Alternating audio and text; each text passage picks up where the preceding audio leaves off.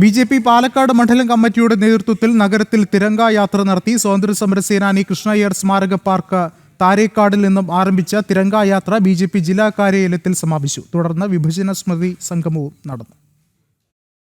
സ്വാതന്ത്ര്യത്തിന്റെ 50ാം വാർഷികത്തോടനുബന്ധിച്ചാണ് ബി.ജെ.പി. പാലക്കാട് മണ്ഡലം കമ്മിറ്റിയുടെ നേതൃത്വത്തിൽ തിരങ്ക യാത്ര നടത്തിയത്. സ്വാതന്ത്ര്യ സമര സേനാനി കൃഷ്ണസ്വാമി അയ്യർ സ്മാരക പാർക്ക് താരേക്കാടിൽ നിന്നും ആരംഭിച്ച തിരങ്കയാത്രയിൽ ഭാരതാംബയുടെ വേഷമണിഞ്ഞും ദേശീയ പതാകയേന്തിയും നിരവധി ആളുകൾ പങ്കെടുത്തു.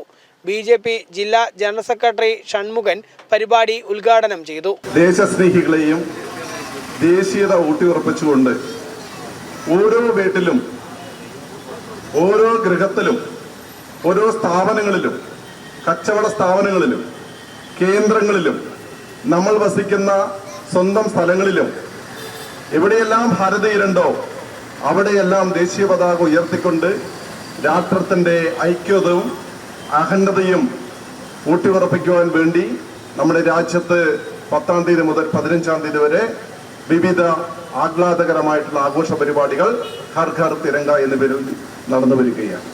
നഗരത്തിന്റെ വിവിധ ഭാഗങ്ങളിലൂടെ സഞ്ചരിച്ച യാത്ര ബി.ജെ.പി. ജില്ലാ കാര്യാലയത്തിന് മുന്നിലാണ് സമാപിച്ചത്. തുടർന്ന് നടന്ന വിഭജന സ്മൃതി സംഗമം ഈസ്റ്റ് ജില്ലാ അധ്യക്ഷൻ പ്രശാന്ത് ശിവൻ ഉദ്ഘാടനം ചെയ്തു. ജനം, പാലക്കാട്.